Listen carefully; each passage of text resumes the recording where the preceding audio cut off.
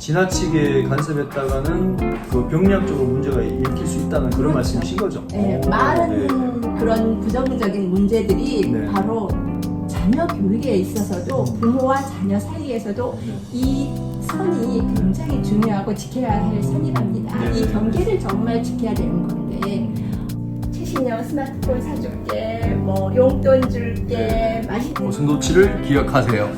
잊지 마세요. 고슴도치 네. 들려나? 이거 한번 해주세요. 제스처 한 번 더. 안녕하세요. 루키인사이드 TV 미술심리 에세이 작가 묵산 김태형입니다. 안녕하세요. 오늘은 부모교육 전문가이신 올리브님을 모시고 좋은 이야기들을 나눠보도록 하겠습니다. 안녕하세요. 부모교육 전문가 장현숙입니다. 반갑습니다. 네, 반갑습니다.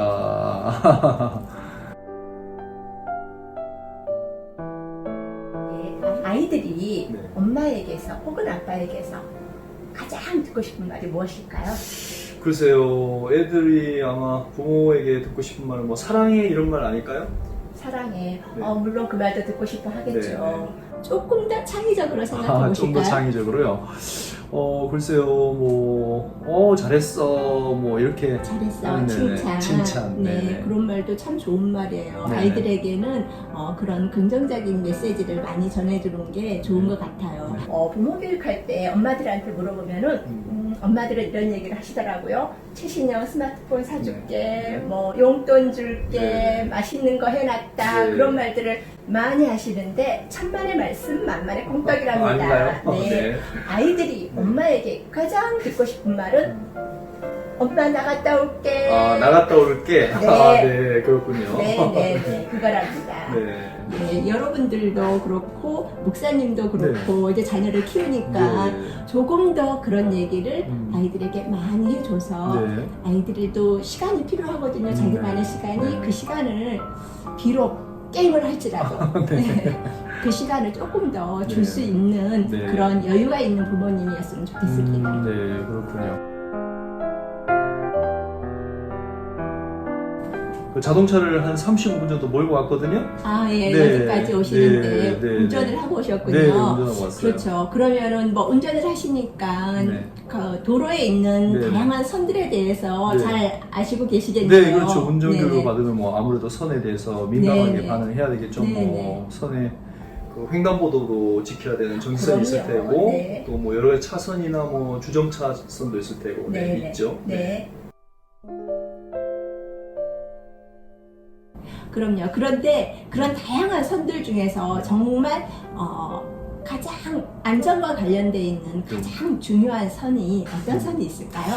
그래서 그거는 뭐 아무래도 중앙선이지 않을까요? 주황색으로 된 중앙선이 가장 중요하지 않을까 싶습니다만. 네, 어떤가요? 그렇죠. 맞죠. 맞습니까? 중앙선 큰일 나죠. 네네. 그거 어기면 네네. 내 목숨뿐만이 아니라 상대방의 목숨도 그렇죠. 있으니까 네네. 그거는 정말 꼭 지켜야 될 선인데요. 네. 그 가장 선 중에서 네. 이중 실선이라고 하죠. 이중실선. 그거를 네. 중앙선을 노란색 이중 실선이 네네. 있고요. 그 다음에 하얀색으로 실선이 네네. 있고요. 그 다음에 또 점점점점 점선이 네네. 있죠. 이 세 가지가 가장 운행을 하는 중에는 가장 중요한 선인 것 네네. 같아요. 자녀 교육에 있어서도 부모와 자녀 사이에서도 네. 이 선이 굉장히 중요하고 지켜야 할 선이랍니다. 네. 이 경계를 정말 지켜야 되는 건데 아이가 어렸을 때는 아무것도 할 수가 없잖아요. 네. 아이들이 하는 일이 뭐겠어요, 역할이. 먹는 것, 먹고, 싸는 것, 자고. 자는 것. 이 그렇죠. 세 가지잖아요. 네. 이 세 가지 외에는 할 수 있는 게 아무것도 없어요, 살아가기 위해서. 그래서 그럴 때는 정말 주 양육자의 보호와 도움이 필요해요. 그렇죠. 네네. 그렇죠. 근데 조금 더 아이가 잘하면, 조금 더 잘하면은 그 다음에 아장아장 걷고 학교 들어가고 초등학교 들어가고 그럴 때는 실선이 필요해요.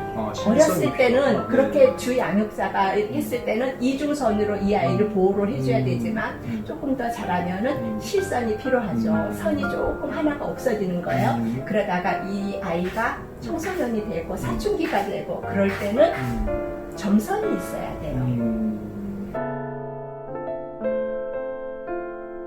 왜 점선인지 아세요?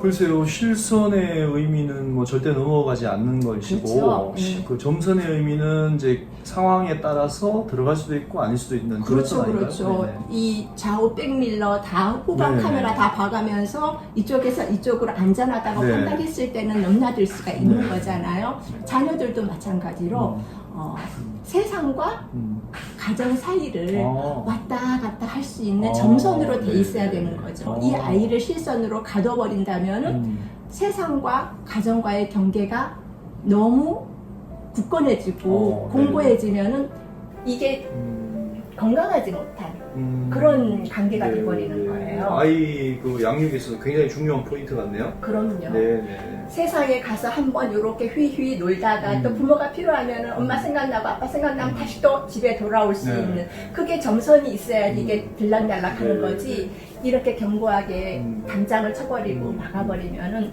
나가기도 힘들고 한번 나가면 들어오기도 힘들고 네. 예, 그래서 건강하지 못한 그런 관계가 된답니다.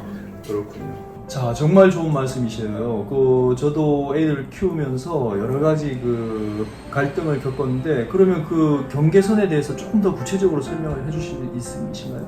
가족 치료 심리 상담사 그 대가이신 민희씨께서 그런 얘기를 하셨거든요. 부모와 자녀가 너무 밀착되어 있을 때 그때 부정적인 문제가 발생하고 네. 굉장히 병리적인 가족이라고 했어요. 네. 그래서 반드시 그 경계선은 지켜야 되는 거고 자녀가 있을 때 이게 침범하지 말아야 되는 부분이 자녀가 어느 정도 컸을 때는 침범을 하지 말아야 되는 거고 조심스럽게 정말 우리가 똑똑똑하고 두드리듯이 자녀를 존중해 줘야 되는 그런 부분이 있습니다. 네. 그 민유친 얘기에 의하면 그러면 너무 지나치게 간섭했다가는 그 병리학적으로 문제가 일으킬 수 있다는 그런 그렇죠. 말씀이신 거죠? 네, 많은 그런 부정적인 문제들이 네. 바로 이 밀착된 관계에서 발생하거든요. 네. 섭식장애라거나 네. 여러 가지 그런 장애를 일으키기도 네. 해요. 네. 그런 굉장히 밀착된 가족이. 네. 주의를 해야 되는 부분이겠습니다. 네. 그렇죠? 네. 자, 그렇다면 그 적절한 거리를 유지하는 게 굉장히 중요한데, 그 거리를 유지하고 싶지만 내가 잘하고 있는지 못하고 있는지 알 수가 없는 상황이 있을 수 있지 않습니까? 그래서 네. 부모 입장에서 적절한 선을 유지하고 있는지 확인할 수 있는 방법이 혹시 있을까요? 부모가 굳이 확인을 하려고 하지 않아도 아마 자식이 확인시켜 줄 거예요. 자녀들이. 네네네. 자녀들이 사춘기가 되면 문을 걸어 잠그고 엄마와 대화를 이렇게 안 하게 되고 뭘 물어봐도 몰라 됐어 네. 그렇게 그렇죠. 얘기를 많이 네. 하거든요. 네. 사춘기 때는. 네. 그러면 이제 그게 바로 그 경계를 지어야 돼. 점선으로 경계를 지어야 돼. 그러니까 실선으로 했는데 그 실선을 사이사이 지우고 점선을 통로를 만들어주는 것처럼 그럴 때가 바로 그런데 그때를 파악을 해서 아 기분 나쁘다. 제가 왜 안 하던 짓을 하지? 이렇게 할 게 네. 아니라 어머나 우리 아이가 저렇게 다 컸네. 어느새 저만큼 컸네. 나도 모르는 사이에 하고 대견하게 생각해 줘야 되는 그런 부분이죠. 네, 그렇군요.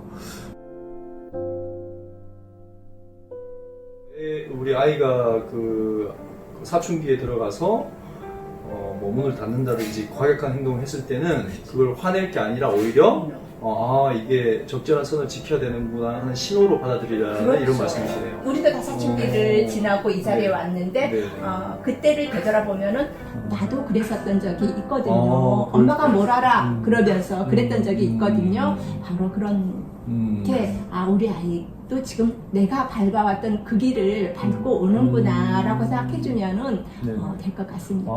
네, 너무 좋은 말씀이시네요. 네. 자, 그러면은 그 적절한 거리에 대해서 조금 더 알고 싶어요. 적절한 거리를 우리가 어떻게 판단할 수 있을까요? 그거는 이거를 적용하면 될 것 같아요. 고슴도치 딜레마라는 말이 있거든요. 고슴도치들도 가까이 가면 서로 찔리잖아요. 네. 그래서 적절한 거리가 있어야 되듯이 부모 자식 간에도 서로 사랑을 하지만은 적절한 거리가 있어야지 부모도 상처를 안 받고 자녀도 상처를 안 받습니다. 그 거리를 찾는 것이 굉장히 중요한데 그것은 끊임없이 노력을 해야 되는 노력을 해야 부분이죠. 되는군요. 네, 그렇게 해서 적절한 거리를 두는 것이 서로에게 상처를 주지 않고 건강한 관계를 네. 유지시켜 줄 수 있습니다. 네, 그렇죠. 그리고 이 시기는 어차피 지나가는 거잖아요. 항상 머물러 있는 게 아니고 이 사춘기나 청소년 시기는 지나가게 돼 있습니다. 그 기간 동안 정말 기다려주고 기다려주고. 네, 부모가 기다려주고 바라봐주면은 아이들은 훌쩍 큰 모습으로 다시 성장해서 돌아올 그렇군요. 겁니다. 고슴도치 하니까 이게 주먹이 생각나네요. 주먹에 이 침이 가까이는 있지만 이렇게 침범하지 않는 거, 이게 굉장히 중요할 것 같습니다. 여러분, 고슴도치를 기억하세요. 잊지 마세요. 네. 고슴도치 딜레마. 자, 오늘 이렇게 부모교육 전문가이신 올리브님을 모시고 부모와 자녀 간의 거리에 대해서 좋은 말씀을 들었습니다. 다음 시간에도 더 좋은 영상으로 만나뵙기를 바라겠습니다. 자, 여러분 안녕. 영상이 도움이 되셨죠? 도움이 되셨다면 루킨사이드 TV 구독과 좋아요 꾹 눌러주세요. 감사합니다.